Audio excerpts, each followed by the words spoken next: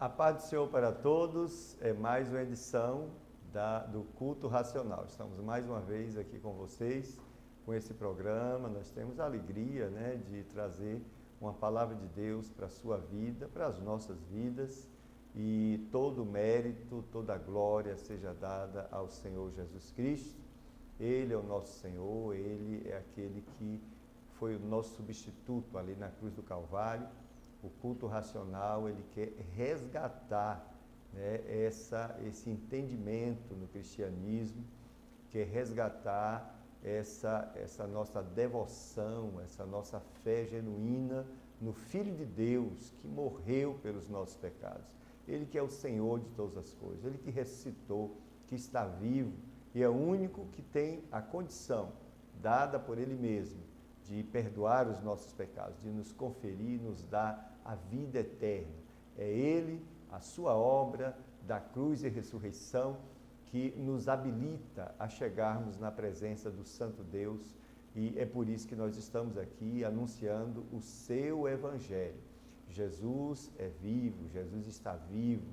Essa é a grande notícia, porque o fato dele estar vivo implica que tudo que ele disse se cumprirá, implica em que aquilo que ele falou sobre o nosso futuro, uma vez que crermos nele, se cumprirá em nossas vidas, aqui e na eternidade. Aquele que crê em mim, como diz as Escrituras, rios de água viva fluirão do seu interior. Foi Jesus que disse, e aqueles que experimentaram o encontro real com esse Jesus que ressuscitou, experimentam sim essa vida que flui do próprio Deus, a vida eterna.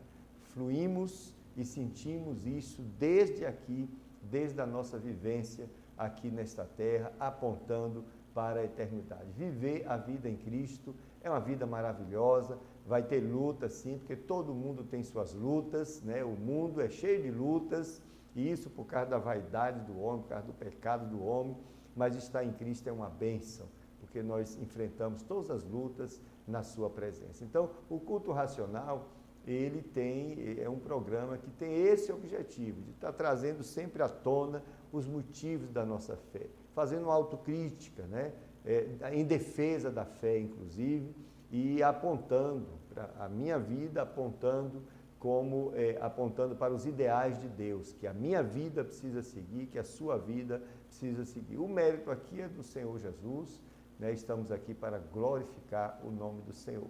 Eu quero convidar você para uma oração ao nosso Deus. Vamos clamar ao nosso Deus nesse momento, para que Ele nos abençoe nesse culto, nesse programa, que Ele se faça presente na nossa vida aqui no estúdio, na tua vida aí, porque Ele é real. Ó Senhor amado, santificado Senhor, exaltado é teu nome, Senhor. Agradecemos a Ti, Senhor, pela grande e maravilhosa oportunidade que o Senhor nos dá de buscarmos a Tua face, Senhor, de estarmos na Tua presença, Senhor. Senhor, neste momento aqui nesse estúdio, no qual entramos, Senhor, na Tua presença para meditar um pouco na Tua palavra, Senhor, a verdade que o Senhor revelou aos homens. Nada somos, Senhor. Tu conheces todas as nossas fraquezas, as minhas, as dos nossos internautas, Senhor. E se temos algo de bom, isso veio de Ti, Senhor. Toda boa dádiva que vem ao homem, vem de Ti, Senhor. Vem dos altos céus. Somos gratos a Ti, que a Tua graça se manifestou em nossas vidas, Senhor. Enviando Jesus Cristo para morrer na cruz do Calvário, em nosso favor, Senhor. Ressuscitando Jesus, ó Senhor, para a nossa própria ressurreição e felicidade eternas, meu Deus. Obrigado por tão grande salvação, da qual o Senhor nos fez participantes, Senhor. Glória ao teu nome. Nesse momento rogamos, portanto, o perdão, Senhor, dos nossos pecados. Senhor, como já dissemos, somos muito fracos. Nada somos sem a Tua presença em nossas vidas, Senhor. Perdoa, portanto, os nossos pecados, Senhor, as nossas fraquezas, nos habilite nesse momento, Senhor, de termos a direção do Teu Santo Espírito, Senhor, para comunicar ao coração do nosso internauta tudo aquilo que vier, Senhor, do Teu coração, diretamente para eles, que eu possa ser, meu Deus, um instrumento Teu, fidedigno, Senhor, fiel à Tua palavra, fiel à Tua orientação, iluminação. Eu rogo ao Santo Espírito que o Senhor nos use nessa tarde, abençoe as pessoas que nos ouvem, as famílias, todos aqueles, Senhor, que acessarão e estão acessando esse site, Senhor, que sejam profundamente abençoados pela Tua palavra. O mérito aqui é da Tua palavra, Senhor, que a Tua palavra tenha liberdade de entrar nesses corações e transformá-los, Senhor, em nome de Jesus é a nossa oração. Amém. Amém. Eu gostaria de dizer que o culto racional, ele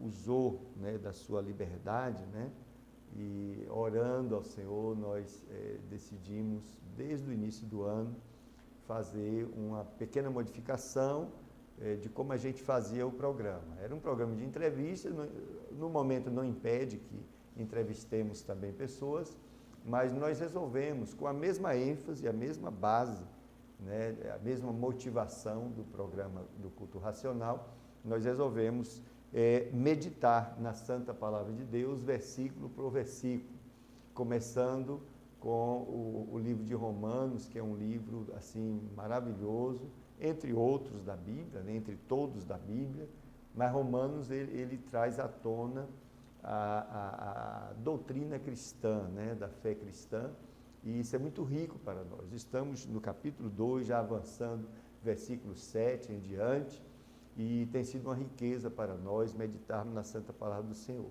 Nós não temos pressa, né, nós queremos realmente versículo a versículo, e nós vamos avançar com esse estudo, e eu convido você a estar conosco, tá? E o objetivo é realmente discutir, observar, ouvir aquilo que o Espírito de Deus nos fala, aquilo que Ele revelou, contextualizar isso para os nossos dias, para a nossa prática de fé, e é isso que estamos fazendo aqui. Essa é a ideia do culto racional, e sempre a gente vai estar trazendo situações que estamos vivendo nesses dias. Hoje mesmo, no finalzinho do culto, nós vamos fazer uma pequena abordagem de algo que está acontecendo aqui na cidade, que é motivo de grande tristeza para a cristandade aqui dessa cidade de Feira de Santana. Nós vamos aqui apresentar essa coisa, mas não antes de meditarmos na Santa Palavra do Senhor.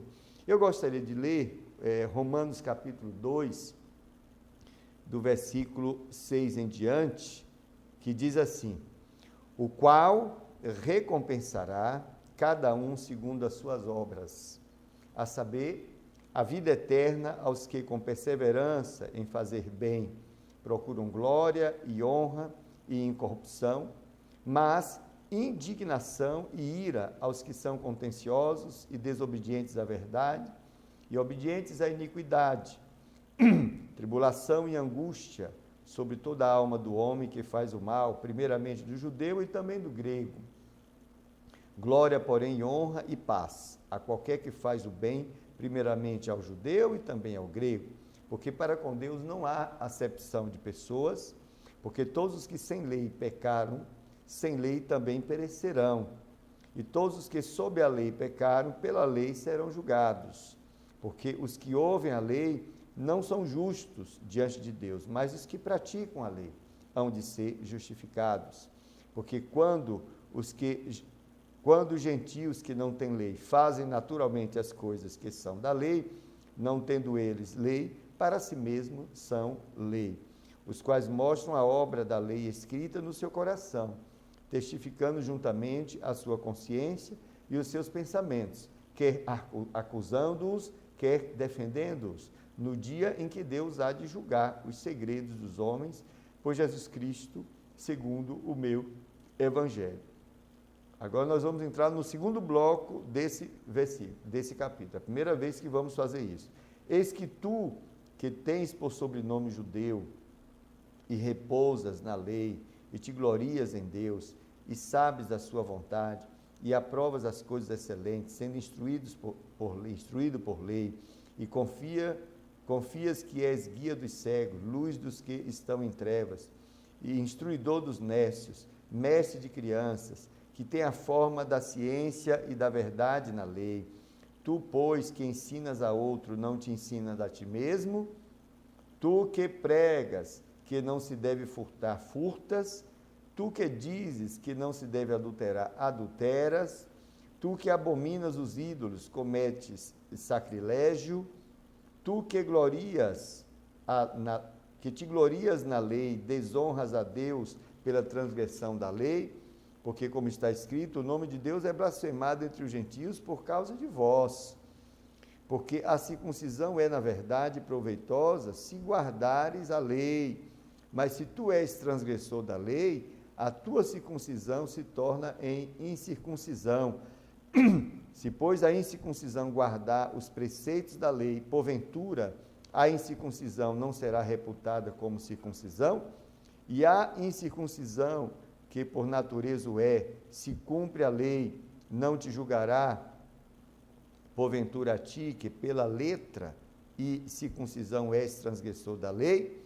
Porque não é judeu o que é exteriormente, nem é circuncisão a que o é exteriormente na carne, mas é judeu que é no interior, e circuncisão a que é do coração no espírito, não na letra, cujo louvor não provém dos homens, mas de Deus. Estamos entrando aqui numa outra discussão importante, né, sobre a questão da lei, a questão da circuncisão, a questão daquilo que agrada a Deus e não agrada a Deus. Mas isso são discussões que a gente vai introduzir hoje, mas não antes de fechar essa ideia do versículo 7 em diante, que hoje a gente não fecha, mas a gente vai caminhando. É porque essa segunda parte que eu li hoje, a gente vai pegar alguns versículos ainda hoje na discussão. Bom, mas nós vamos andar versículo a versículo nessa segunda parte também. A semana passada, nós fechamos a discussão falando sobre o juízo que haverá dos ímpios e o juízo dos justos, né? O julgamento, né, dos ímpios e o julgamento dos justos. E com respeito ao julgamento dos justos e também dos ímpios, a gente está se referindo aqui à questão do julgamento das obras, né? Julgamento das obras. Esse texto do capítulo 2 de Romanos, ele fala de 7 aspectos do julgamento divino, de como será o juízo de Deus, né? Quais os critérios, quais os princípios que o julgamento de Deus vai usar na hora de julgar os seres humanos, tanto os ímpios quanto aqueles que nasceram de novo, aqueles que, os salvos, vamos dizer dessa maneira. Então, e aqui a gente está entrando, a gente já falou que um dos critérios é segundo a ira, né, que está entesourada, a gente vai voltar a isso, e agora a gente vai falar sobre, a gente começou semana passada falando sobre o julgamento das obras, e falamos com respeito às obras dos ímpios, que elas servirão, observe, que elas servirão para estabelecer níveis de pena, níveis de sofrimento, tá? Então, aí nós citamos Jesus falando sobre certas cidades que lá no julgamento teriam menor rigor quando forem julgados. O julgamento sobre elas teria menor rigor, portanto, uma pena diferenciada, tá? Jesus fala isso em Mateus 10, em Mateus 11, em Mateus 12, se referindo aquelas cidades que creram nele, aquelas que não creram, aquelas que guardaram os seus mandamentos, aquelas que não guardaram. Por exemplo, Jesus fala que haveria menos rigor para Sodoma e Gomorra do que para cidades que rejeitassem a sua mensagem. Isso está em Mateus 10, 14 e 15. Também diz que haveria menos rigor para Tiro e Sidom, que eram cidades terríveis, né? Do que para Corazim e Betsaida, que não creram no Evangelho. Isso está em Mateus 11, de 20 a 24. E Jesus falou que os ninivitas arrependidos, observe, aqueles que o profeta achou que não iam se arrepender, mas se arrependeram, aqueles que se arrependeram ressurgirão no juízo porque se arrependeram. Então, Jesus, ele deixa bastante claro que no julgamento, né, das obras praticadas, né, haverá uma espécie de níveis ou graduações de sofrimento, mas estarão, aqueles que não nasceram de novo, estarão perdidos de qualquer forma, serão lançados no lago de fogo, contudo não com a mesma penalidade no sentido de grau de sofrimento, porque aqueles mesmo ímpios, mas que de alguma maneira praticaram certas obras que outros não praticaram, haverá que o juízo será justo, né? Deus é justo, Deus vai, portanto, estabelecer níveis de graduações de sofrimento baseado nas obras que eles praticaram. Mas todos estarão, é claro, e obviamente, e lamentavelmente, todos estarão perdidos porque ao longo da sua vida rejeitaram a mensagem do Evangelho. Aí nós entramos, né, no julgamento dos justos, tá? Os justos serão julgados, mas não para condenação, né? A ênfase aqui, o contexto aqui é de julgamento das obras, né?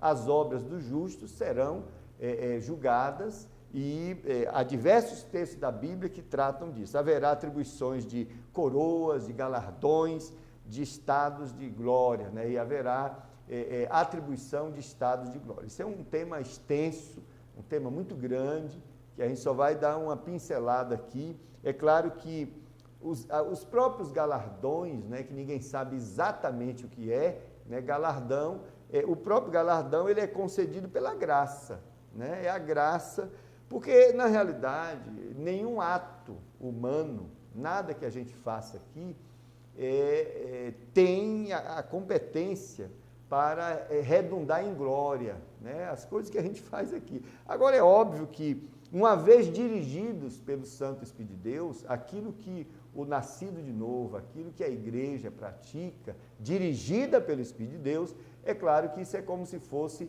atos de graça, né? Porque a graça se manifesta na nossa vida quando o Espírito de Deus está nos usando para realizar coisas, obras que Ele próprio quer realizar através das nossas vidas. Isso já é a manifestação da sua graça, né? O Senhor, através da minha vida, alcança outras pessoas, através da doação da minha vida, né? Ele vai usando esta vida, a tua vida, a minha vida, para realizar coisas que estão, digamos assim, nos ideais de Deus, né? Essas obras são como manifestações da própria graça do Senhor através das nossas vidas. E é óbvio, se eu consigo viver uma vida sob essa direção do Espírito de Deus, cumprindo os ideais de Deus, é óbvio que eu estou crescendo em espiritualidade, né? Estou crescendo em espiritualidade não é porque eu estou praticando obras, mas é porque eu estou sendo dirigido pelo Espírito de Deus, eu estou deixando Ele ser dominante na minha vida, estou deixando Ele me ensinar o caminho, né,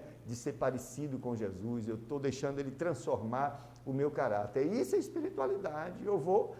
Quanto mais eu me aproximar do Senhor Jesus, menos serei apegado às coisas desse mundo, tá? E aí eu vou, né, crescendo em espiritualidade, e isso vai ter uma compensação lá no juízo, ou melhor, lá no julgamento. E essa compensação nada mais vai ser do que uma atribuição de estado de glória, né? Aí isso pode ser o galardão. Aí tem diversas controvérsias sobre exatamente o que seria o galardão. Eu só sei que, estando na glória com o Senhor, isso já vai ser maravilhoso. E esses estados de crescimento em espiritualidade, estados de glória, isso vai ser algo maravilhoso que Deus nos dando, como sua palavra diz, vai ser um ganho muito acima, né? Muito além, né, daquilo que esperamos, muito além daquilo que imaginamos, e só Deus pode fazer isso. Então, como diz Efésios, capítulo 2, Paulo fala isso aos Efésios, né? Capítulo 2, versículo 10, observe, Efésios, está muito clara essa ideia, porque somos feitura sua, criados em Cristo Jesus, para as boas obras, as quais Deus preparou para que andássemos nelas. Quando diz para que andássemos nelas, está se falando de um caminho, né? Um caminho a seguir, um caminho, uma trajetória, né? Uma peregrinação, né? Uma trajetória que o Senhor idealizou, né? Para aqueles que são nova criação, para a nova criação dele, para uma nova humanidade. Deus cria em Cristo uma nova humanidade e idealiza de antemão uma maneira dele viver, né? Um estilo de vida para que andássemos nela. Então, é o Espírito de Deus que conhece essa forma. É o Espírito de Deus, que é Deus, que vai dirigir a vida desse novo nascido nesse caminho ideal que Deus estabeleceu. Esse é o caminho do crescimento em espiritualidade. Esse é o caminho que nos levará, né, a uma finalização de trajetória com galardões espirituais, né, que nos levará a estados de glória conferidos pelo próprio Deus. Isso é um mistério maravilhoso, mas, por outro lado, é uma bênção que nesta vida, na prática de fé do nosso dia a dia, possamos ser instrumentos de Deus nessa direção, né? Sabendo que isso é ganho para nós, e não só isso, né? Quando somos instrumentos de Deus aqui na face da terra, outros serão abençoados. A Bíblia diz que nós somos dispenseiros, né, dos mistérios do Senhor. Nós somos aqueles que distribuem, né, as bênçãos de Deus através da nossa vida, o Espírito de Deus através da nossa vida faz isso. É importante que vivamos para estes objetivos. Não podemos viver uma vida cristã pensando só em nós mesmos, pensando só nos nossos objetivos. Precisamos ser instrumentos de Deus, precisamos ser usados por Deus, ser vasos na presença do Senhor para abençoar aqueles que estão ao nosso redor. Não podemos ter uma vida cristã egoísta. É essa vida cristã egoísta que esses evangelhos que estão pregando aí reforçam, né? Essa vida que convida você para ter uma fé materialista, né? De uma prática de fé apenas para tirar de Deus, buscar de Deus bênçãos. A gente só pensa em ser abençoado e nunca pensa em abençoar. Que cristianismo é esse? Não foi isso que o Senhor nos ensinou. O Senhor diz que haja em nós o mesmo sentimento que houve em Cristo Jesus. Olha lá, Filipenses capítulo 2, versículo 5, de sorte que haja em vós o mesmo sentimento que houve também em Cristo Jesus. Que sentimento é esse? Olha o que o Espírito de Deus diz, que sendo em forma de Deus, não teve por usurpação ser igual a Deus. Ele poderia simplesmente, em sendo Deus, né, poderia chegar aqui e reivindicar isso. Eu quero ser servido, eu quero que vocês façam isso, façam aquilo, para me adorar, para me servir, para cumprir os meus caprichos, né? Ele, sendo Deus, tinha todo o direito de fazer isso. Mas o que foi que ele fez? Versículo 7, mas aniquilou-se a si mesmo, tomando a forma de servo. Esse é o caráter de Deus, esse é o caráter de Cristo. Ele resolveu servir, resolveu doar a sua vida, resolveu viver uma vida igual às demais pessoas, para que não houvesse nenhum impedimento das pessoas chegarem até ele. Na lição passada, de domingo passado, na nossa escola dominical, estávamos discutindo a carta de Tiago, né?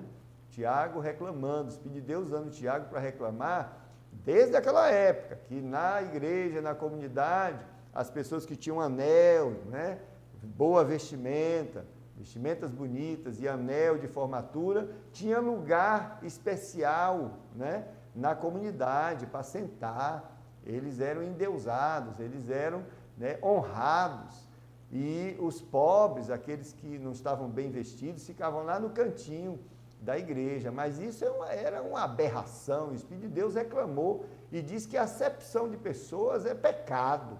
Está escrito isso. Nós temos essa tendência mesquinha, né, de exaltar os valores desse mundo, trazer até para o âmbito da cristandade, para fazer diferença. As pessoas, eu vi um dia desse, na minha própria igreja, um irmão apresentar, um irmão que estava mudando de congregação, lá para a nossa congregação, e apresentou como doutor fulano, nem disse o irmão doutor fulano, ele apresentou o doutor fulano, mas para que o destaque, né, do fulano ser doutor na comunidade cristã? Porque ela deixou de ser uma irmandade, né? Ela agora é um clube social que tem diferença, né? As pessoas são destacadas. E a acepção de pessoas nada mais é do que você dar um destaque negativo aquela pessoa em relação a outra. Então tem que chamar o fulano de doutor. Ele é doutor lá na vida profissional dele. Na comunidade ele é irmão em Cristo Jesus. Todos nós somos irmãos. Foi isso que Jesus fez.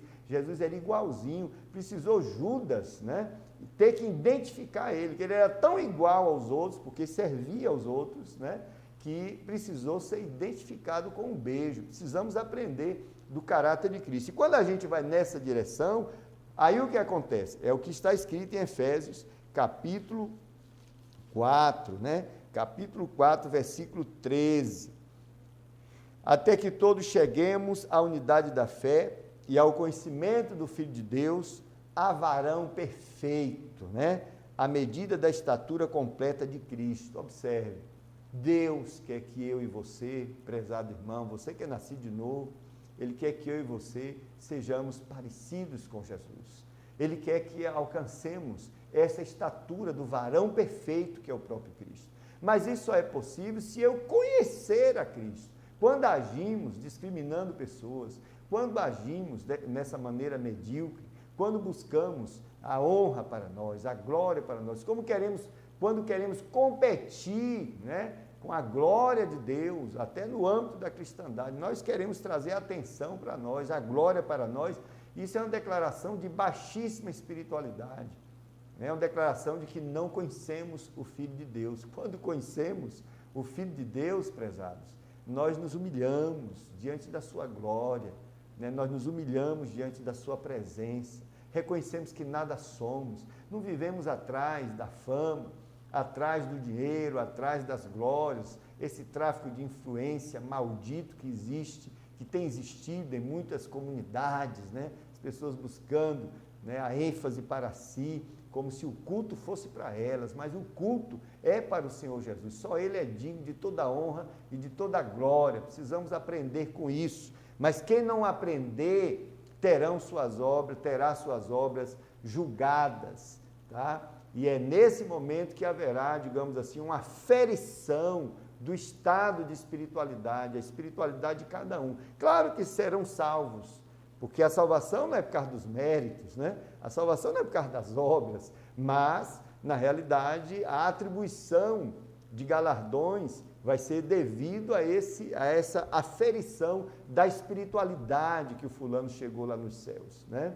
E é claro que Deus também vai estar nos abençoando, nos dando a oportunidade de crescer. A Bíblia diz que o Espírito de Deus que está em nossa vida permanentemente, tá? Ele nos transforma de glória em glória, né? Está aqui em 2 Coríntios, né, capítulo 3, eu li na semana passada, 2 Coríntios, capítulo 3, versículo 18, mas todos nós, com cara descoberta, isso aqui foi o apóstolo fazendo uma comparação do ministério lá da lei, que ele chamou ministério da morte, e o ministério agora da vida, né, o ministério do Espírito de Deus que vivifica, né? E ele diz que houve essa transição, né, porque Moisés, quando estava com as tábuas da lei, ele desce, a sua cara estava refletindo a glória de Deus, né? E ele teve que cobrir para se apresentar diante do povo.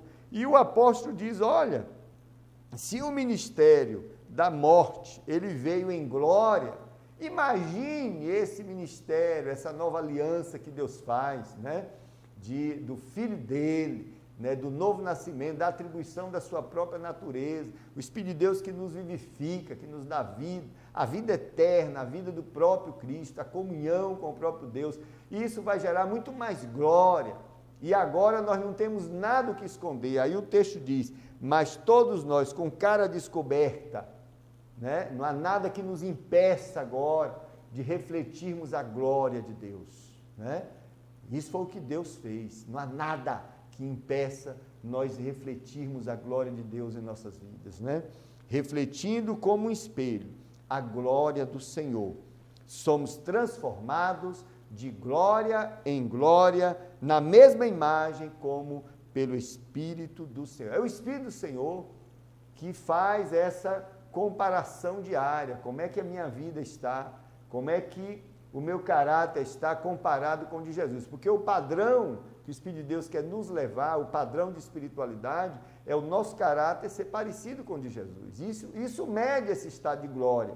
E aqui diz, na mesma imagem, nos transforma de glória em glória, na mesma imagem. Observe, ele tem a imagem, é claro que a gente está falando em termos simbólicos, né? Ele tem a imagem do próprio Cristo, do caráter de Cristo, e ele quer que eu reflita ela completamente na minha vida.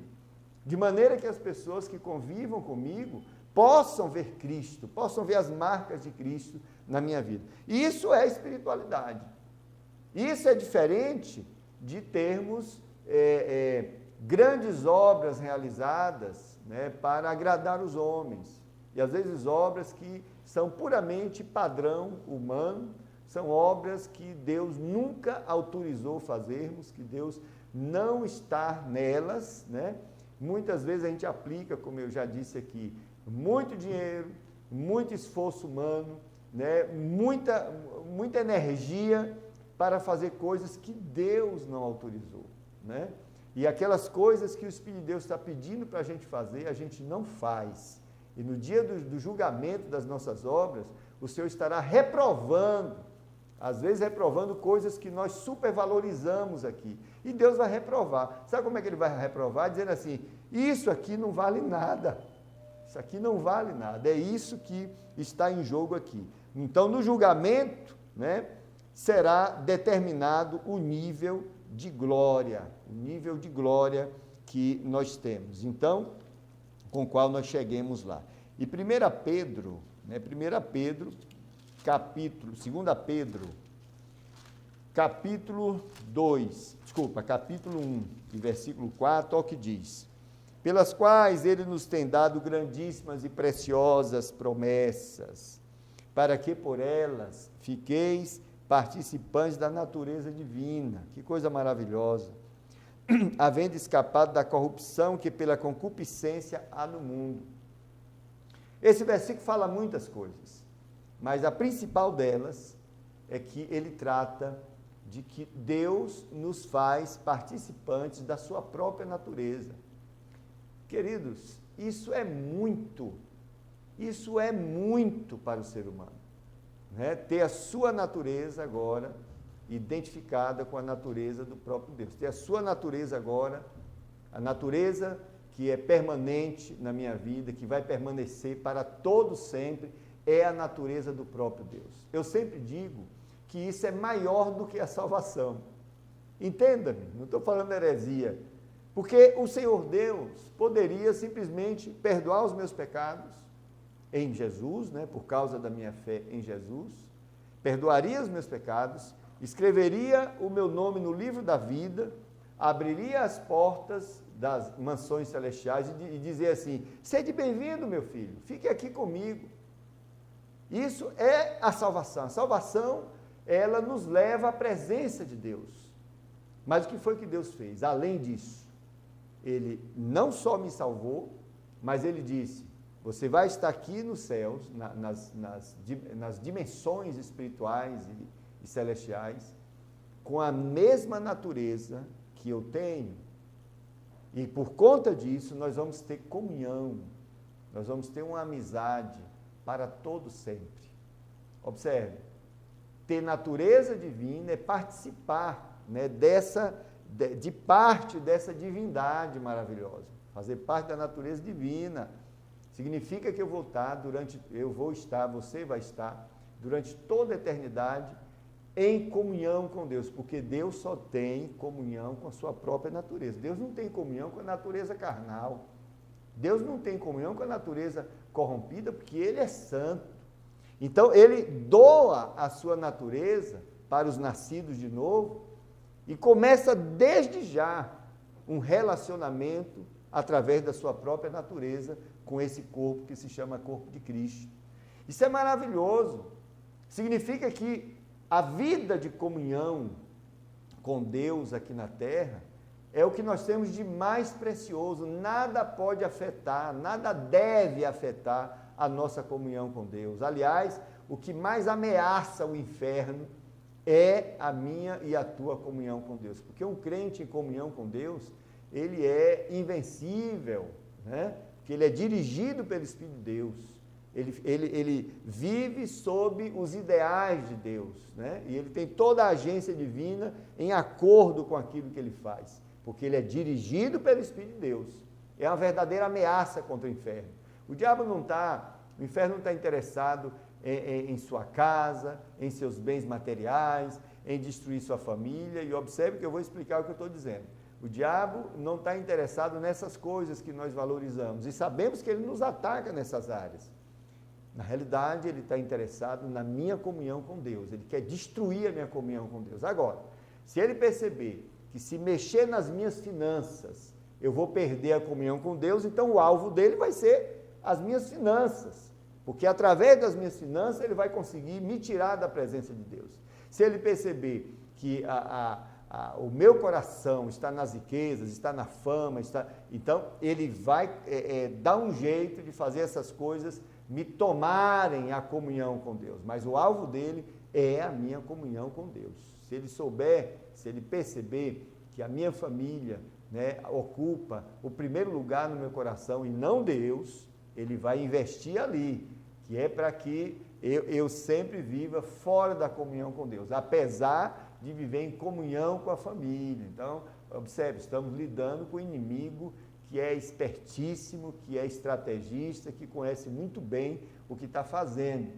Então, é importante que entendamos que a comunhão que nós desenvolvemos hoje com o nosso Deus, ela é um treinamento, observe que a palavra, um treinamento para que tenhamos, um treinamento de uma comunhão eterna que teremos com o nosso Deus por toda a eternidade. Mas isso só é possível se nós somos participantes da natureza divina. Sem a natureza divina não é possível nos comunicarmos, não é possível termos comunhão com Deus. Jesus disse, olha, você se você está cansado e oprimido, venha até a mim, tome o meu jugo, né? Eu sou manso e suave, etc. Meu fardo ele é leve, não é pesado, e aí você anda comigo, e você vai aprender de mim, vai ter comunhão comigo. E é importante ser dito que Jesus estava usando uma figura muito importante, porque para você emparelhar dois animais, pela lei judaica, e Jesus estava se referindo a uma comunidade que conhecia a lei, pela lei judaica você não poderia emparelhar, né, com o jugo, né, com a canga, né, aqui no Nordeste a gente chama canga, você não poderia emparelhar dois animais de naturezas diferentes. Você não poderia colocar, por exemplo, um boi com um cavalo, porque a lei proibia isso, porque você ia inevitavelmente cansar um e o outro não, ia prejudicar o animal, e a lei protegia o animal também. Então Jesus estava dizendo, em outras palavras, para aquele povo, dizendo, para você aprender de mim, para você ter comunhão comigo, você precisa ter a mesma natureza que eu tenho. Então Jesus estava falando para aquelas pessoas, através dessa figura, né, falando sobre o novo nascimento. A Bíblia diz, quem é carne, quem é nascido da carne é carne, quem é nascido do Espírito é Espírito. Né? Eu preciso nascer de novo, você precisa nascer de novo para participar da natureza divina, porque a natureza divina ela é trazida a mim e a você pelo Santo Espírito de Deus, né? Pelo Espírito de Deus que vem morar na sua vida quando você se converte. Bom, e o texto, portanto, ele está falando do julgamento dos ímpios pelas obras, para atribuição de níveis de sofrimento, mas também está falando do julgamento das obras dos salvos, mas com respeito a essa questão da espiritualidade. De que obras estamos falando? Estamos falando de obras que adoram ao Senhor, obras que são dirigidas pelo Espírito de Deus. E está dito, a saber, versículo 7, a vida eterna aos que, com perseverança em fazer bem, procuram glória e honra e incorrupção. Vamos lá, glória aqui, essa glória em particular, ela caracteriza a pessoa de Deus, né? A glória de Deus. Então, aqueles que com perseverança fazem o bem, eles estão procurando o próprio Deus, a glória de Deus, procurando a presença de Deus. Pessoas que nessa vida, insistentemente buscam a Deus, buscam a direção do bem, buscam, né, entrar na presença de Deus. E diz também, na realidade está se falando da exaltação da pessoa de Deus, né, a glória de Deus, e do seu mundo, né, falando dos céus, falando das esferas celestiais. É você viver esta vida aqui, apesar de uma vida terrena, cheia de tribulação ao redor, mas a sua mente está voltada para as coisas celestiais, né? Está voltado para os ideais de Deus. Não é você se alienar, não é isso que eu estou falando.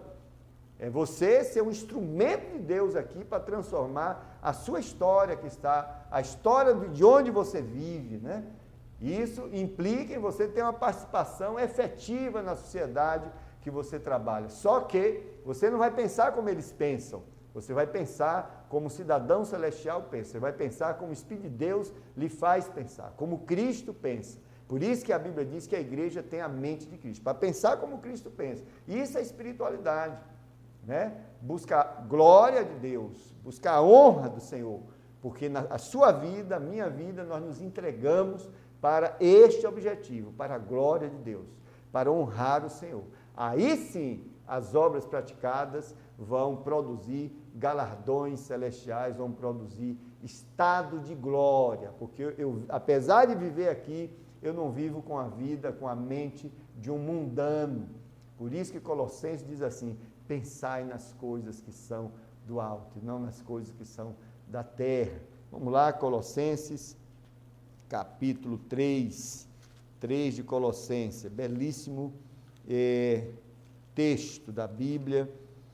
Portanto, se já ressuscitaste com Cristo, buscai as coisas que são de cima. Aqui está falando de espiritualidade, não é você viver alienado, não é isso. É você e eu vivermos os ideais de Deus nas nossas vidas, né? Sabendo que tudo isso aqui é passageiro, mas também se colocando como instrumento de transformação, para alcançar outros, para abençoar, doando a sua vida, doando a minha vida, porque Jesus doou a sua vida em favor de outros e pediu para eu seguir o exemplo dele. Tá? Que haja em vós o mesmo sentimento que houve em Cristo Jesus. Onde Cristo está sentado à destra de Deus. Pensai nas coisas que são de cima e não nas que são da terra, porque já estáis mortos, observe, e a vossa vida está o quê? Escondida com Cristo em Deus. Está falando de vivermos a vida que Cristo quer que a gente viva. Aquelas obras, aquela trajetória, né, aquele caminho que Deus preparou para que eu andasse, é viver em Cristo. Porque já estáis mortos e a vossa vida está escondida com Cristo em Deus. Quando Cristo, que é a nossa vida, observe, quando Cristo, que é a nossa vida, né, se manifestar, então também vós os manifestareis com ele em glória. Observe que o final de uma vida em comunhão com Deus é glória, tá certo, irmãos? O Senhor quer que eu participe desse momento maravilhoso, dessa transformação de glória em glória, que vai finalizar na glorificação da igreja.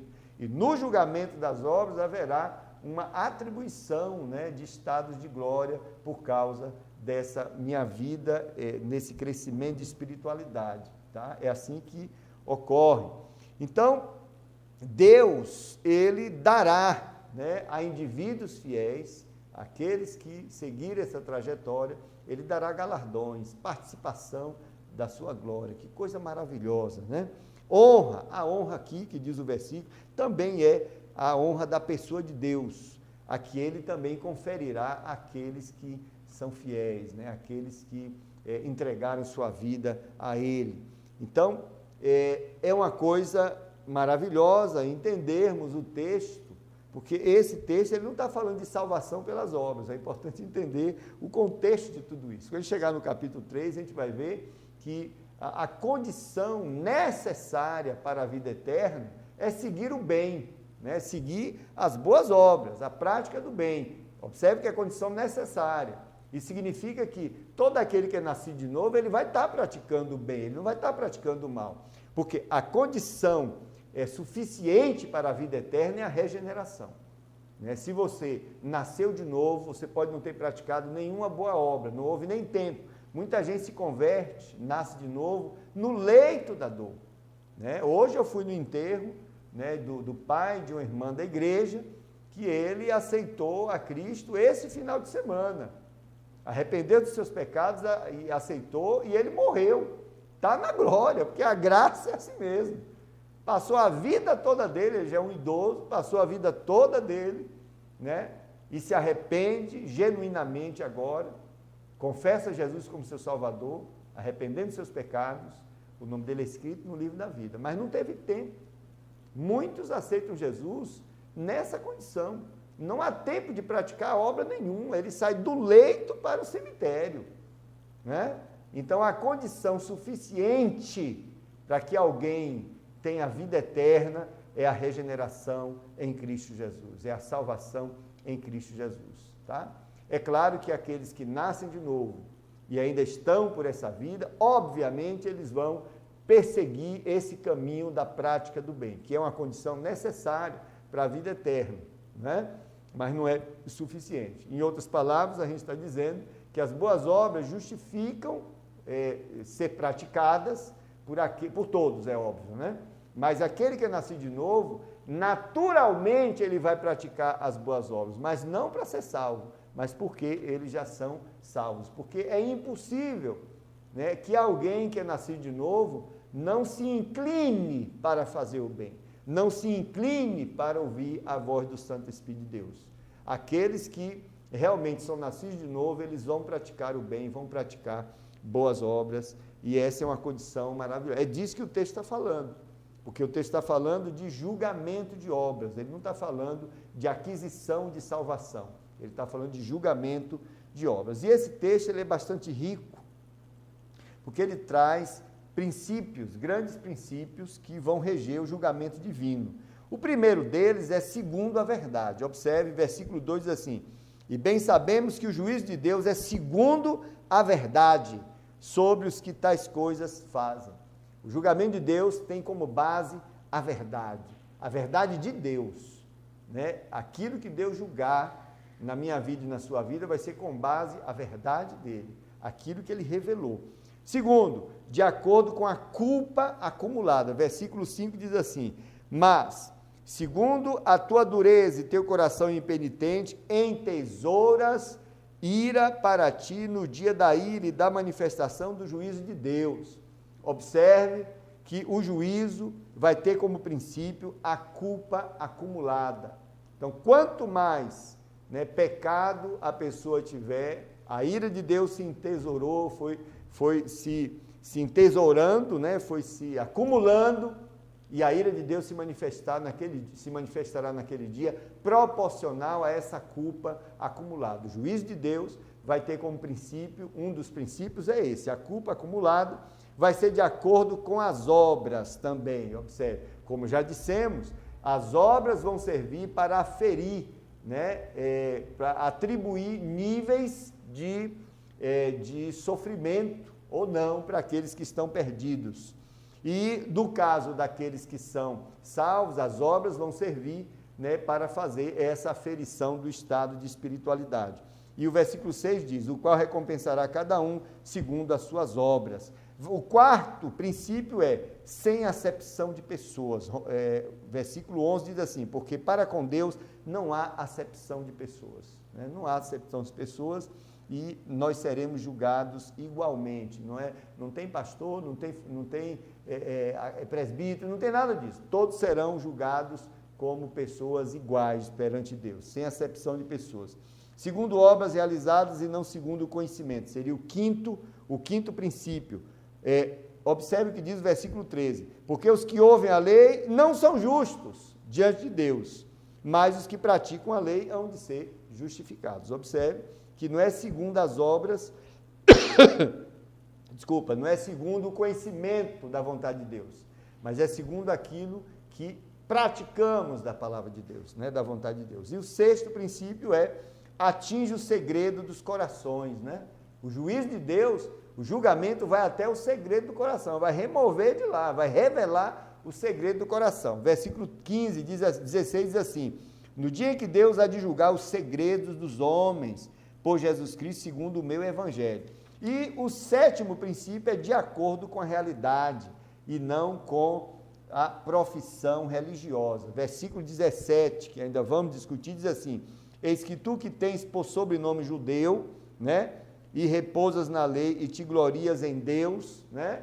Quer dizer, aí tem todas aquelas perguntas e no versículo 21 diz: tu, pois, que ensinas a outro, não te ensinas a ti, tu que pregas que não deve furtar, furtas. E assim, no versículo 29, há um fechamento desse pensamento, dizendo assim: mas é judeu o que o é no interior, e circuncisão aqui é do coração, no espírito, não na letra, cujo louvor não provém dos homens, mas de Deus.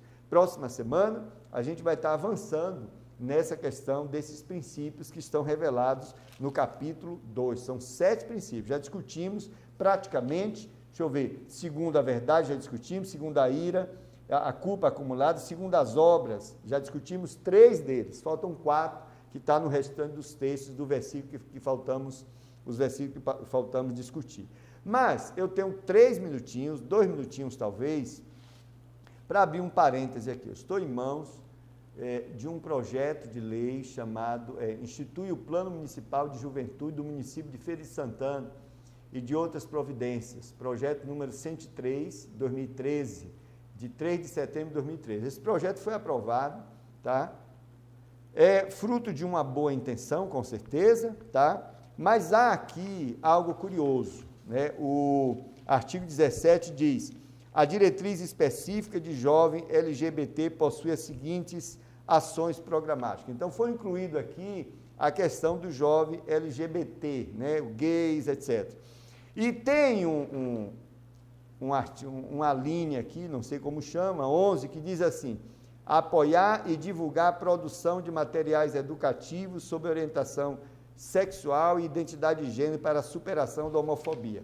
Ora, qual é o problema disso aqui? O problema é que, primeiro, trata-se de a distribuição da cartilha gay nas escolas. Não só da cartilha gay, mas de toda uma política para doutrinar as nossas crianças sobre essa questão homossexual, para ensinar as nossas crianças a serem homossexuais, né? A verdade é esta. E o que está acontecendo na mídia é exatamente isso. A mídia toda está envolvida nesse projeto de homossexualizar o Brasil. Eu critico isso. As nossas crianças são livres, por favor. E o detalhe é que usam dinheiro público para fazer essas cartilhas, que vão ser implementadas aqui em Feira de Santana, nas escolas públicas. E a minha crítica aqui, me permita, porque eu também sou eleitor, tenho todo o direito de reclamar, é que todos os vereadores evangélicos de Feira de Santana, exceto um, que foi Edivaldo Lima, todos eles votaram a favor desse projeto. Um projeto que, para mim, no meu entendimento, é um projeto antifamília. É um projeto, nesse ponto, desonesto, porque quer usar a boa mente das nossas crianças para sedimentar algo que é contra os princípios da família cristã, que está pagando os impostos. Isso é muito desonesto. E, além disso, vereador, se você estiver me ouvindo, vereadores evangélicos, no meu entendimento, vocês estão traindo a causa de Cristo. E traindo ainda a igreja, traindo seus eleitores evangélicos. Você, pastor, que colocou esses vereadores no púlpito da sua igreja para pedir, né, votos dos irmãos para esses irmãos, para esses vereadores, olha o que eles fizeram agora, traíram a sua igreja. Você já está errado por ter botado ele no seu púlpito. E eu quero saber o que é que vocês vão fazer agora, né? Porque agora é um avanço, eu entendo isso como um avanço das trevas aqui nessa cidade, e a maioria das pessoas, das crianças, né, evangélicas, que faz parte do grupo pentecostal e neopentecostal, essa maioria está nas escolas públicas, que vão ser doutrinadas agora para serem homossexuais, e isso com o dinheiro público, o dinheiro dos nossos impostos. E você, da Câmara de Vereadores, vocês fizeram este mal a esta cidade, à família cristã. Bom, que Deus abençoe a todos os nossos internautas. Até a próxima semana. Muito obrigado por estar conosco.